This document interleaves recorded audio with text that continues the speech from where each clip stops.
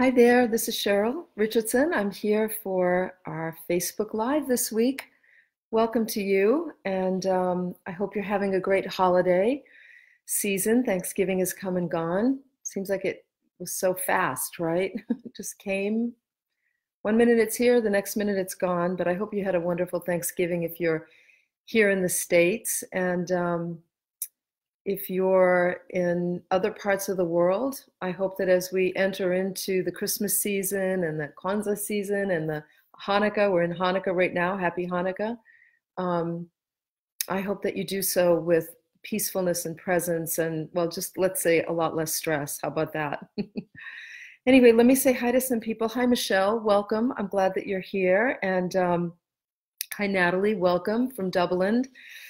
Oh, I love Dublin so much. Glad that you're here. And I will wait a couple minutes. Hi, Bridget and Robin, welcome. Wait a couple minutes for people to join. And then this Facebook Live is sort of open for you. It's about providing you. I'm going to have to move with the sun too, because where I'm in my office and it's all windows. And it's really, really sunny out. It's a beautiful, beautiful day. So this is a chance for you to get some coaching and some support. So you can begin to craft a question that you might have or a situation that you might want some help with. And while I'm waiting for that, I'm going to just talk about 3 things I like to do during the holiday. It's kind of like holiday self-care tips, if you will. Hi, Ev, welcome, and Terry, hi, I'm glad you're here. Hi, Lori and Karina and Cindy and Sherry, welcome to you, and Patty, welcome. Pia, glad you're here. Yes, Pia says, I loved your video releasing the owl. If you haven't seen it, I just had the most amazing opportunity offered to me last night in pitch darkness, to take a barred owl from the Center for Wildlife in Cape Nettic, Maine, and return him to the wild. He had been, I think he was brought into the center on November 7th. He had been hit by a car and a couple found him and brought him in, and he spent the last month at the center getting rehabilitated, and he's all better and ready to go. And so they gave me the coordinates of where to meet, and I met them right where he had been found is where they return them, because they have a 2 to 3 mile radius of like a home radius, if you will. And so we wanted to return him to where he had been found. And so it was really dark. The stars were out. It was beautiful. And if you haven't had a chance to see it, please watch. Just holding this being was amazing. He just stared into my eyes.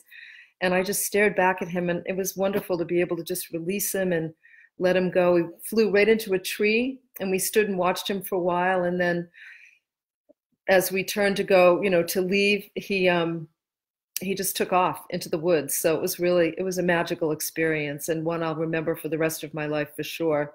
Absolutely. I'm glad you saw that, Pia. And hi, Jess and Tina and Inspire Girl. Hi, Andrea. And Valeria and Sheila, welcome to you. I'm sorry you're not feeling well.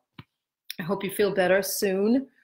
So anyway, I am here today to support you in whatever way I can in terms of coaching. So if you have a question or a challenge you're faced with, go ahead and put it in the comments section. I'm going to do my best to, sometimes Facebook lets me look at all the comments and go back. Sometimes it doesn't, makes me a little crazy like that. And I'm going to move around because of the sunlight. Anyway, 3 things that I do during the holidays to make them a more pleasurable experience. I thought I would share it with you. I really try not to be overscheduled. I like to create space for spontaneity. If I feel like going out shopping, I'm going to take a walk. I'm going to, take a drive downtown and walk around. I like to support local businesses, local artisans as much as I can. And so if I feel like shopping, I'm going to do that. If I feel like having breakfast with a friend, I'm going to do that. If I feel like yesterday I ran into an old friend I hadn't seen in a while, we had been talking about having dinner together, and I was so glad that I had an evening free. Both Michael and I had an evening free.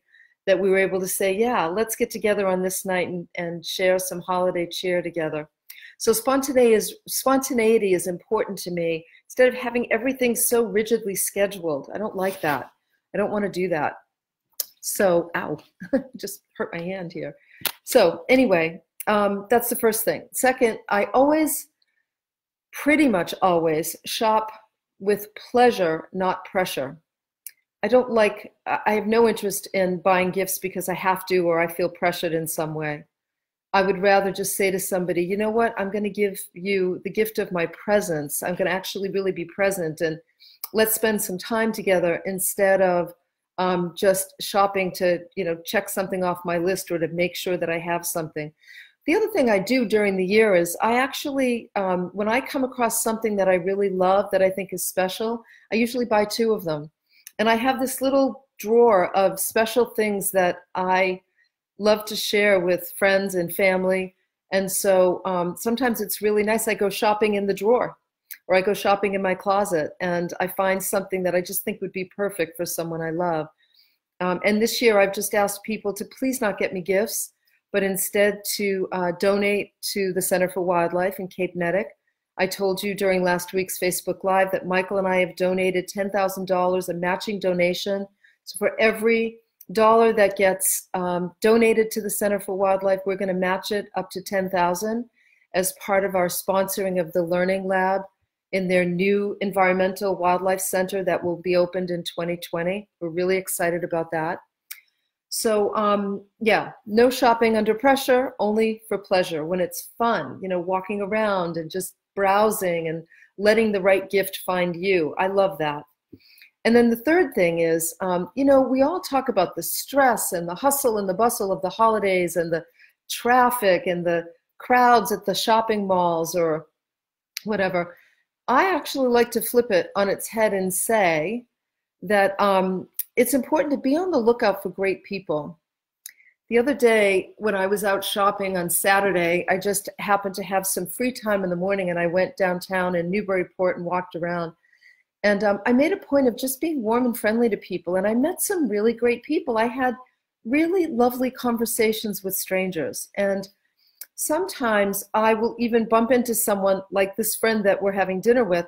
I'll bump into somebody I haven't seen in a while, and we'll just really enjoy talking with one another. So I look for great people. I try to be warm and friendly, to just kind of put myself in that place of being warm and friendly to people, and people are warm and friendly back. So, and I don't know, there's something about that to me is really special during the holiday season. I let people go in traffic, try to remember to do that. We live in a town that gets really busy during the holidays, so I'm always, letting people go, and I find that people then let me go. So, what are some of the things you can do to really see the goodness in people and to be open to great people coming into your life and communicating with you? You might be surprised at who you meet. All right, so let's see. Let me see what we have here for, those are the 3 things. Those are the 3 things. Let me just take a breath and a drink of water. I always feel like I have to rush somehow. I don't know why. Those are the 3 things I like to do during the holidays, and they make my holidays special. Be open, create space in my calendar for spontaneity, shop for pleasure, not under pressure, and be on the lookout for great people. 3 little holiday self-care tips. How's that? Okay, let's see if we have any questions. Hi, Kimberly from Mexico. Hola, glad that you're here. Susan from the Netherlands, welcome. Alexandra, one of my top fans. I love how Facebook does that. Hi, Beverly and Donna from Michigan, welcome. And Sherry. So let's see. Jocelyn, good morning from California. Thank you. Yes, it's morning for you. Heidi says, this feels like romper room with the highs. I know, right? Hello, I see you. I need to get one of those round mirrors, right? Remember those? Oh my goodness. So let's see. Mary's here live. Hey, Mary, glad you're here. Chantal watched the Owl release. That's great. And so did Sherry. That's terrific. So So Michelle says, I am challenged by accepting my aging face and body at 57. Well, my darling, I understand. Things change over time, right? Our bodies change, our health changes, our bones might feel a little more creaky. We don't celebrate aging and the wisdom of aging in our culture. We celebrate youth. And also, Michelle, I find that when people are aesthetically oriented, or they appreciate beauty, or they appreciate, they have the gift of perfectionism, which is different than the curse of perfectionism, it can be difficult to look at yourself in the mirror and see the changing, the wrinkles and the, I mean, I've got them myself. And so what do you do about that? It would be superficial of me to say, well, just look in the mirror and say, I love you anyway, although that is a good practice, and you can fake it until you make it, and actually you can end up making it. I think that, the first thing that comes to mind for me, Michelle, is putting an emphasis somewhere else. While we see our face every day, I understand that, putting an emphasis on what's going on internally for you. Are you doing things that you love in life? Are you spending time with people that make you laugh or that nourish you in some way? Are you doing work that feels meaningful or fulfilling, or even volunteer work that feels fulfilling? Are you taking good care of other things in your life? Are you taking good care of your body? Are you exercising? I know that when I joined a CrossFit gym almost 3 years ago now, I cannot believe it's been 3 years, and I started working out really consistently and hard and getting strong, it changed everything, Michelle. It wasn't, for the first 2 years, my body didn't change much, but I appreciated it more because it was strong and it carried me through life, and my legs felt strong and my hips felt strong and my arms felt strong. And so there was less emphasis on what the body looked like and more on what it felt like and how it supported me. And then after 2 years of that, then all of a sudden now my weight has been shifting and my body is beginning to sort of follow my thoughts about really appreciating its strength and its leanness and its musculature. And so putting an emphasis on the state of my body and my health over how it looked made a big difference. So a lot of times we can tend to over-focus on the things that are bothering us.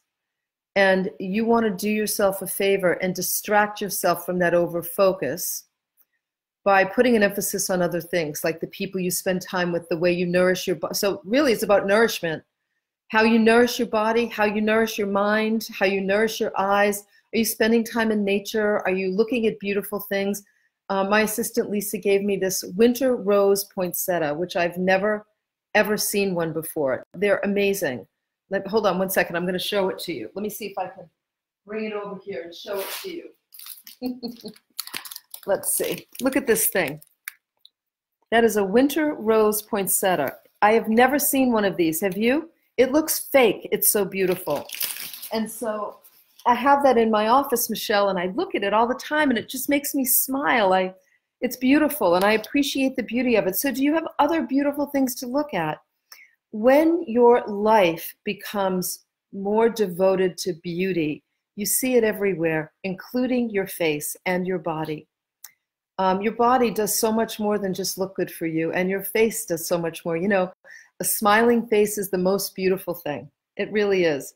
So every time I see any wrinkles, I think, well, I came by those honestly. Lots of smiling and a lot of tears too.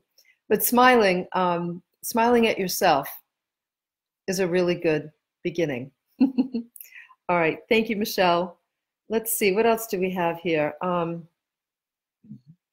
So Kit says, I'm glad to be here, and I'm recovering from rotor cuff surgery. Definitely a challenge. Yeah, Kit, anytime I think when we're sick, when we're recovering from an illness, when we're recovering from surgery, it is an invitation to kind of, what do I want? What's the word? It's like to kind of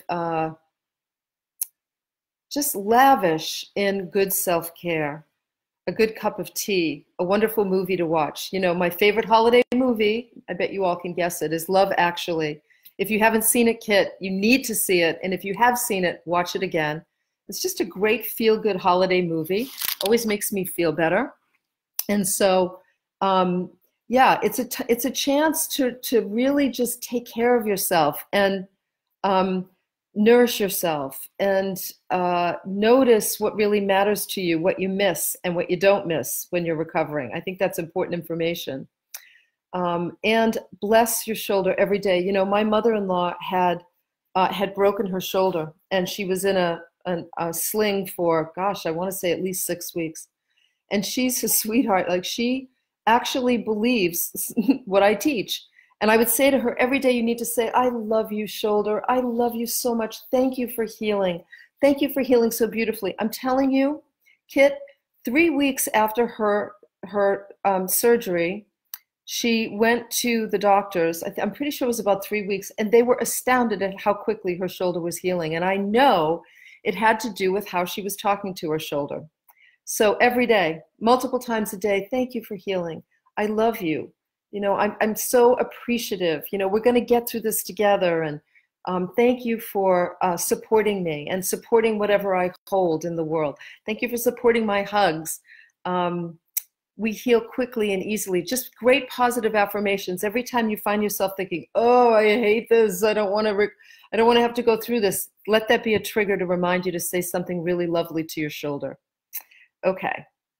And you know what, Kit? I'm also going to put you in my prayer book for speedy recovery and great self-care. Put you in there with a little heart. How's that? Okay. Monica says, it's finals week for me as a college professor, and I've got a long to-do list. I have a good friend who's a college professor who was just talking about this, Monica. I'm grateful to have the opportunity to take a break and watch this right now. I'll give you a little tip, Monica. I don't know if you do this, but once a week now, my friend Beth and I get together at a cafe and we answer all of our emails. The goal is for her, a lot of times the goal is to grade papers, and mine is to get my inbox emptied out. I love to do that. And so there's something about, we don't talk a lot. We actually do the work, but there's something about being in a cafe together and doing the work together that just makes it more fun. You know, every now and then we'll take a break and chat with each other and then get back to work. So yes, breathing is really important during this as well, Monica. Breathing and being willing to just take the pressure off of yourself in terms of the holidays. Let friends and family know I love you, and don't expect too much except for me to be in a better mood because I'm taking care of myself. How's that? All right. Thanks, Monica. Darcy says, I have just one child and I'm 3 years away from having an empty nest. Uh-oh. She's counting the time already. That's a good thing. That can be a blessing and a curse. I think about this constantly. Okay, it's a curse.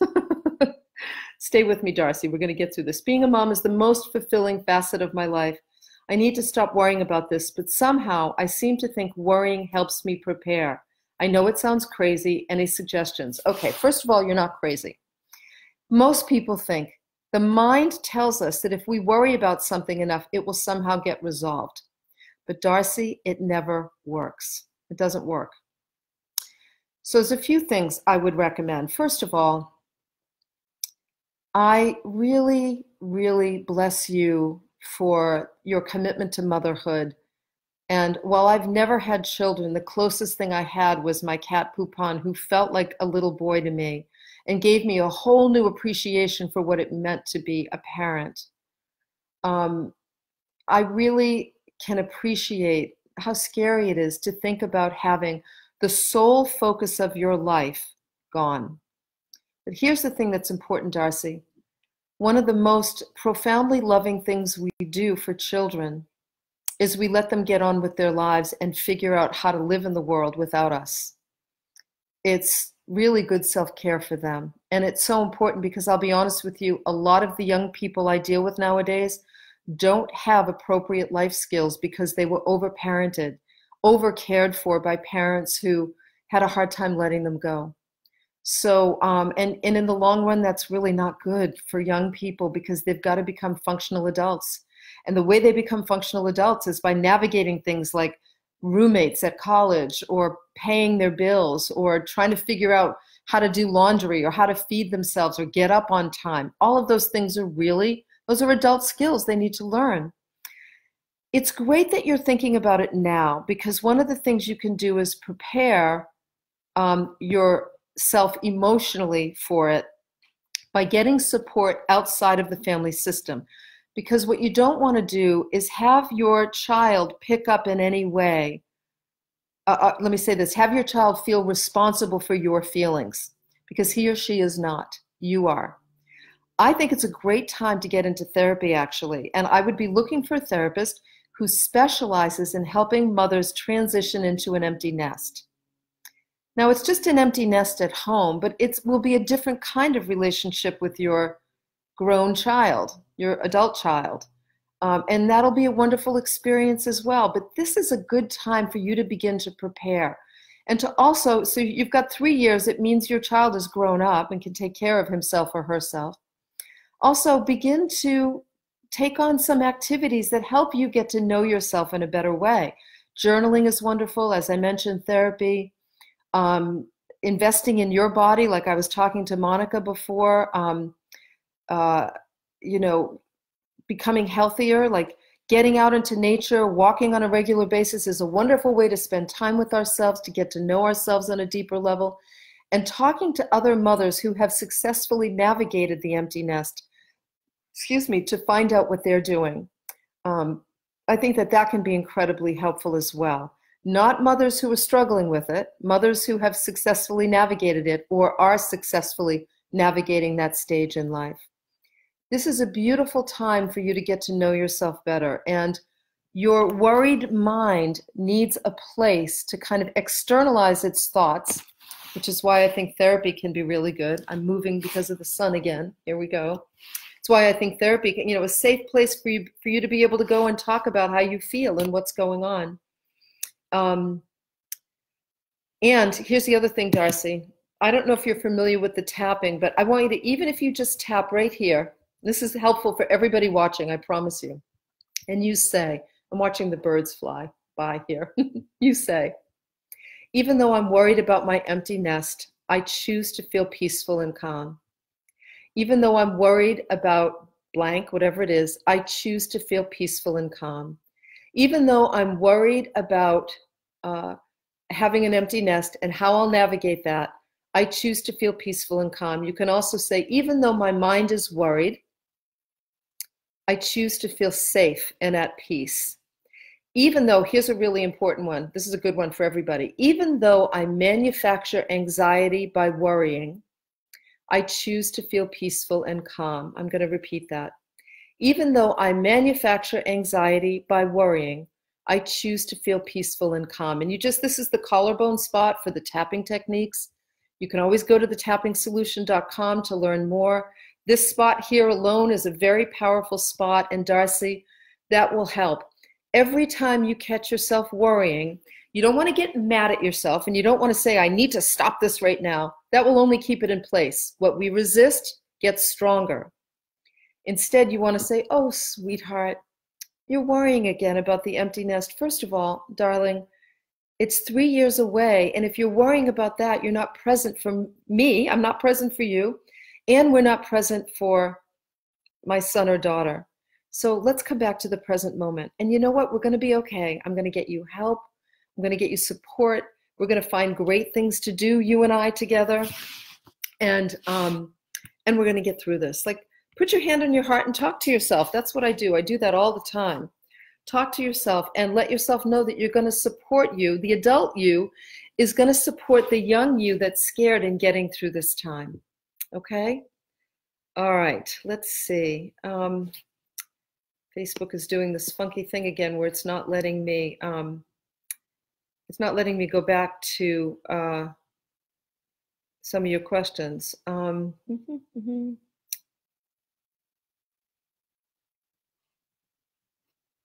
So Valerie says, I recently found out that I'm sick. I'll have a virus for the rest of my life, and it's Christmas. I'm sad at 36 and I want to enjoy this season anyway. So any advice you can give me? Yes. First of all, I never, ever, ever, ever take on a life sentence for anything. I just don't. My mind chooses not to. I don't believe it. And even if it is true, I know that there are things I can do to take care of my health, and I know that there's things you can do to take care of your health. Let me just move my pad of paper here. So, Valerie, one of the things I would absolutely recommend you do, I recommend this to people all the time, and it's really helpful and it works. I would recommend that you find a functional medicine doctor or a naturopath, and you talk to them about this virus that you have and the kinds of things you can do to support your immune system. There's plenty you can do to support your immune system. I promise you that. Plenty of things you don't even know about that will make a huge difference in relation to your health. So number one is, I'm in control of my body. I mean, read about spontaneous remissions. Go to Chris Carr's website. There's a book that she recommends by a gal, I want to say it's Kelly maybe, who writes about spontaneous remissions. People who had cancer and it suddenly disappears, right? They were given this, oh, you've got stage 4 cancer, and suddenly it's gone. This has been happening for centuries. So Valerie, you need to remember who's in charge of your body. You, my darling. And so get yourself educated, get yourself support, naturopath, functional medicine doc, really smart, Google it in your area. You're bound to find somebody, and learn about what you can do to support your beautiful immune system so that it supports you through the rest of your life. You're 36. You've got a big, wonderful life ahead of you. I'm excited for you. And you know why? Because a lot of times it takes the diagnosis of an illness for a woman to finally get that her self-care needs to be her number one priority. And when we're diagnosed with an illness, instead of being mad at ourselves, which is not good for the body, we can use that diagnosis as inspiration for taking better care of ourselves, learning more about the health of our body, learning more about finding the right kind of healthcare practitioners who are like partners who, love us and partner with us and want to support us in finding solutions, not naming problems. Okay, those are my suggestions, sweetheart. I hope it's helpful. Let's see. Yes. So Barbara says, I struggle with trying to find someone for love. I've read Louise Hay's books and have healed and changed my life. Just need words of encouragement to not give up on love. And I know I have to love and be happy with who I am. Yeah, but doesn't that just suck? Don't you just not want to hear that, Barbara, when you're looking for love? I know people who have found the most amazing love at all ages. As a matter of fact, one of my dearest friends just told me that his father, who is 92, I believe, in an assisted living facility, has just found a new girlfriend. How awesome is that? I was just so freaking thrilled to hear that. So I never give up on love, Barbara. I know it can be discouraging sometimes, but here's some things I'd recommend. If you check out my book, The Unmistakable Touch of Grace, in there I talk about meeting my husband, Michael, and what I did to meet him, some of which was I made a profile of my ideal mate. I wrote down everything I wanted in a man, from his loving animals to taking care of his health to having sound financial health, being handsome. I love dark hair and dark eyes, and not that I'm opposed to other looks, but that was like my favorite. It was everything: physical, intellectual, financial, spiritual, emotional. I made a list of everything I was looking for, and I shared it with friends and invited them to help me fine tune it. And then I chose like 6 or 7 of the qualities, and I started to just share with other people. This is specifically the kind of person that I'm looking for, because a lot of times we don't do that. Instead we just say, oh, I'm looking for a nice person, a nice guy or a nice gal. But, being specific is really helpful. And then making sure that you put yourself in places where you're going to be able to meet people like that. And scoping out, like I think about the gym that I belong to. The gym that I belong to has a very high number of married people. So I wouldn't be going there to meet somebody single. I'd go to a small gym. It's a community-oriented gym, and a lot of the people seem to be married. I would probably go to a different gym if I were looking to meet somebody. What kinds of classes do you like to take? Like, do you like to do yoga, or do you like to rollerblade, or do you like to sail, or what kinds of things do you do that people you might be interested in would also like to do? Get yourself out there doing that. Start just affirming, even though I believe in love, the perfect partner finds me. Like, let that be your mantra. The perfect partner finds me. Now, here's the important thing also. When you create your ideal partner profile, I want you to look at that list, Barbara, and I want you to ask yourself, where do I need to grow in order to match this list? Because like does attract like. And rather than unconsciously looking for somebody that's going to complete us or heal us in some way, we want to be looking for somebody just like us. You know, somebody who's got the kinds of qualities that we have. So you want to be looking at that list and asking yourself how you need to grow. That's where the emphasis of your time and energy needs to be on, how do I become the ideal partner? Because as you do that, you actually start to magnetize that person and they move into your atmosphere. I promise you that's true. It might sound like woo-woo, happens all the time. It certainly happened to me. I met Michael, I think 2 weeks after I finished the ideal partner profile, and I had felt lonely for quite some time for the right partner. And Michael had too. And I met him through a personal ad. Back then, there was no internet dating, but I met him. I always like to say I bought him from a magazine. I didn't pay for him though, but I found him in a magazine, and we've been together ever since. It's been 25 years, so it works. Online dating these days, I understand, is quite a bit different. I'm glad I'm not doing it, but if you know what you're looking for and you craft the right ad, that's why I met Michael, because he crafted an awesome ad. There's a business out there for people who can craft really honest, awesome ads, by the way, for dating, online dating. And you get really nice photos. You can actually find somebody that way too. But those are some of the suggestions. Most of all, don't give up on love, sweetheart. Don't do it.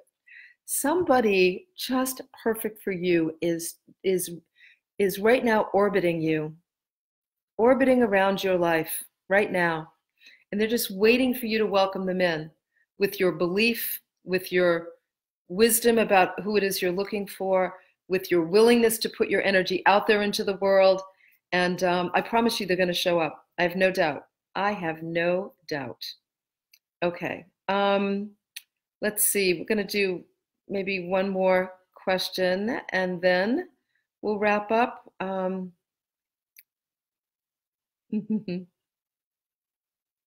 love your notes. I'm reading some of your notes as we go along.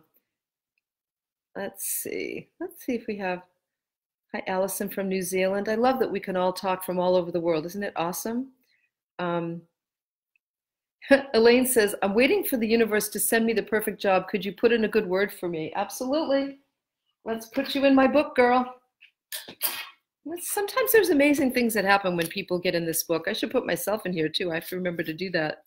So, Elaine, awesome job. That's what's going in the book for you, darling.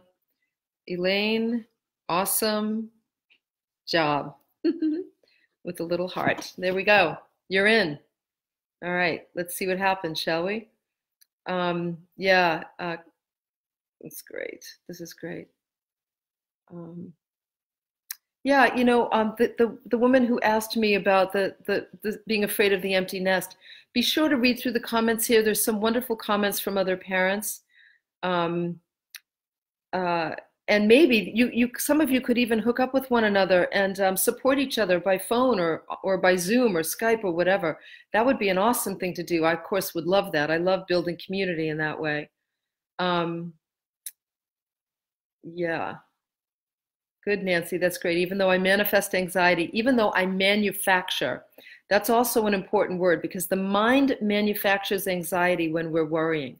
So even though I manufacture anxiety, I choose to feel peaceful and calm is really great. Okay.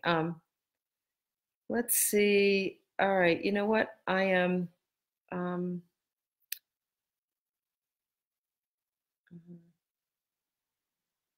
Thank you so much for your notes, people. I'm looking here to see if there's a question. Thank you, Andrea, who says, thank you very much for your Facebook Live during my 15 months on bed rest, healing from a pressure wound. You've helped me to heal. Last couple of weeks, I've started my sitting up protocol. Fantastic. Congratulations. And I'm on my way to getting back out and about in the world. Oh my gosh, that's awesome. Congratulations, Andrea. I'm putting you in the book too. You might already be in there, but I'm going to put you in there again. That's really fantastic. And I'm so glad that these have been helpful to you, sweetheart. I really am. Yay for getting up and out into the world, right? Monica says, put yourself in your own book. Yeah, that's my next book title. Oh, that's pretty funny, actually. Thank you for that. Okay. All right. You know what? I'm going to sign off now. Let me just say thank you for being here. Take good care of yourself. Remember my 3 tips for the holidays. Schedule in time. Well, create open time for spontaneity. Shop for pleasure, not under pressure. And look for great people. Be on the lookout for great people. They are everywhere. Just like love is everywhere, good people are everywhere. And when we really cultivate an open, excited, loving presence, we just draw that to us in our lives. We really do. It happens. Trust me. Just try it. Practice. See what happens. All right. I will look forward to seeing you next week. I'll post any links to resources on Facebook here once the video uploads. And in the meantime, take really good care of yourself. Be loving. No stress. Breathe, deep breaths. I choose to feel peaceful and calm. Let that be your mantra. And I'll talk to you next week. All right? Thanks, everybody. Thanks for being here. Bye.